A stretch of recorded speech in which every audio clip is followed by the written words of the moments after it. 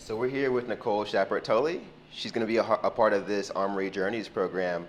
Um, and so she's a distance runner, professional, has obviously competed in high school, college, and now pro. So Nicole, just kind of take us through your journey. It's a little bit of a bio from high school to college and to where you're at now and how it's gone for you, how you've been able to progress and what kind of happened at each stage. So I come from a bit of an athletic family, and when I was younger, growing up, my parents always told us stories about their athletic careers. So both my parents actually competed in the Olympic trials when they were athletes, and I grew up thinking that that was normal. So I remember being 9 or 10 years old thinking, of course I'm going to compete in the Olympic trials. Doesn't everyone do that? Later on down the road, as I got to high school and college, I realized that wasn't so normal. And not only that, it was incredibly challenging to get to the Olympic trial level, and only the very elite athletes ever do that. So that was what I set my sights on through high school, through college, and then after college. And high school was really just all about seeing what kind of a runner I was going to be, what my event was going to be. And I really used high school as a means to get into the best college program and prepare for that next stage. And then I went to college. I had amazing coaches and teammates in college where we accomplished things like winning Big East titles and national titles and competing for Penn Relays titles. And college was really what first gave me a glimpse of that higher level of competition and gave me the idea that I really can make my Olympic trials and potentially Olympic dreams come true. So after college, I moved to New Jersey and I started training with Frank Gagliano, who is a famed coach in the industry and has so much experience with taking athletes to the next level. And that's really what he's done with me. He's inspired me to dream big and to really be confident in my ability to compete with the best women in the United States and the best women in the world. And that's what our goal is for this year, to go into the Olympic trials in July in the best shape possible and compete and have fun and try to snap a spot on the team. Cool. And then going back to college, what were some of the things that made you choose to go to Villanova over other schools? It was really the coach and the girls on the team. They just had this confidence about their team, that they knew what they were doing, but they also were going to enjoy the process. And that was what my coach Gina Procaccio taught me the most about racing, was that you really have to enjoy what you're doing, and racing is no different than training. So all you do when you go into a race day is do what you've prepared to do all year long. I also chose Villanova because of its academic reputation. For a lot of athletes, you dream of going pro, but at the same time, chances are you're going to go pro in some other career that's not running. So going to Villanova, I really wanted to be prepared to come out with a good career, whether that was running or something else. So I got my degree in marketing, and I now have a career in marketing as well as running. So I think balancing that academic and the athletic focus when you're looking for a college is key.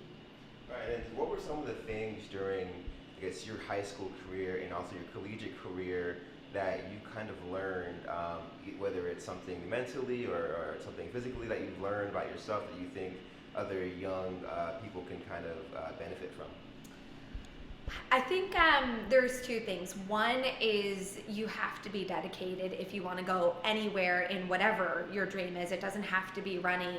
So there's days when you're out on the track and you're by yourself, or it's raining, or it's 100 degrees, or your friends are going to the movies and you're going to a track meet. Whatever it is, you have to know what your goals are, and you have to keep those in mind, because there's tough decisions you make along the way of things that are not as much fun to do, but ultimately prepare you for what your goals are. So dedication is one thing.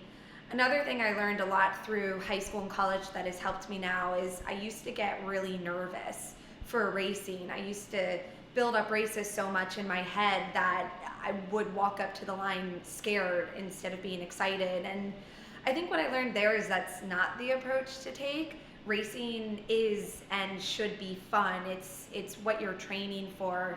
So just enjoying the process is really important, and having bad races is going to happen. No one's ever died from a bad race or anything majorly negative has ever happened. So you just kind of take the good ones with the bad ones and make sure that you're really enjoying what you're doing. Right. And then, last year was a very good season for you, U.S. champion, going on to World Championships. Just what was that like for you? What was it like to compete on a big stage like that and perform well? And what was it what was the feeling like being at World Championships? It was really exciting. The biggest feeling that I had over the summer was just being proud of everything I had accomplished.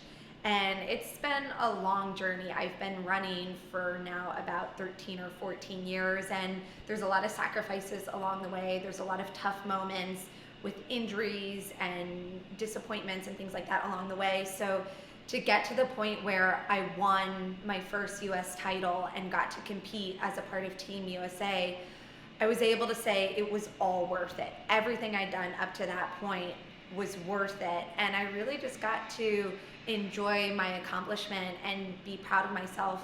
I also got to thank a lot of the people who got me to that point along the way. It's not a solo effort. There's coaches and family and friends who sacrifice right alongside of you. So it was nice to be able to thank them and say, you got me to the World Championships and helped me perform so well.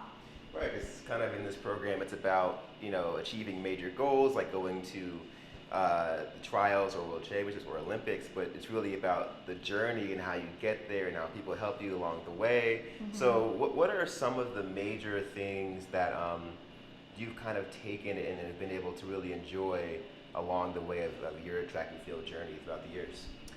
One thing about this journey is you meet a lot of different people, whether they're teammates or competitors. There's great people in the world of track and field, and they become your best friends. My best friends are still my high school and college teammates who I've shared so much with, and some of the most inspiring people you meet along the road are also your competitors. So on the one hand, you're competing against them, but on the other hand, you're learning from them. For me, it was very cool to be on a World Championships team with Shalane Flanagan, because when I was in high school, she was my idol when she was in college and later on pro. So she's someone that I really looked up to. And then to be able to be on the same World Championships team with her was just a really cool moment for me.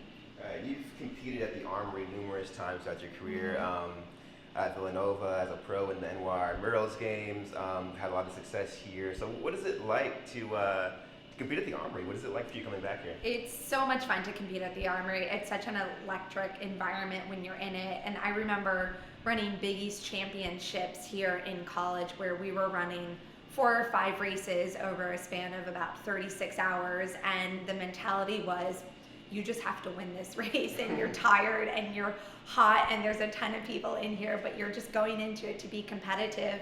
And that's what the Armory is for me. It's a place where you just bring your competitive spirit, and everyone in the Armory is there to watch the races. It's all track people in the Armory, so it feels like an extension of that running family. And it's great to be here, and I'm really excited to be a part of this Armory Journeys program.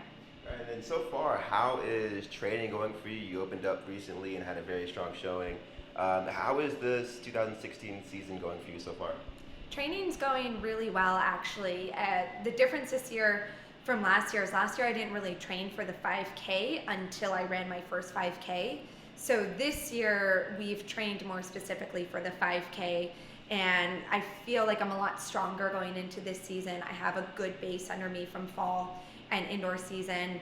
I opened up well with the 15:04, so that was nice to see, especially because I feel like I still have room for improvement on that. So training's going well, and I'm really looking forward to sharpening up and racing more over these next 8 to 10 weeks. And is the Olympic trials something that's in your mind now, or is it something you want to focus on later on down the road? The Olympic trials is the end goal. There's no way not to think about it during an Olympic year, so it's definitely my goal. But there's a lot of smaller steps along the way. So I'm focusing on my next race, which is the Hoka MDC meet in California, and then my race after that, which is a Prefontaine 5K. So I think part of getting to the Olympic trials is really just knowing what your midway goals are and stepping through them one at a time to make everything work up until the Olympic trials.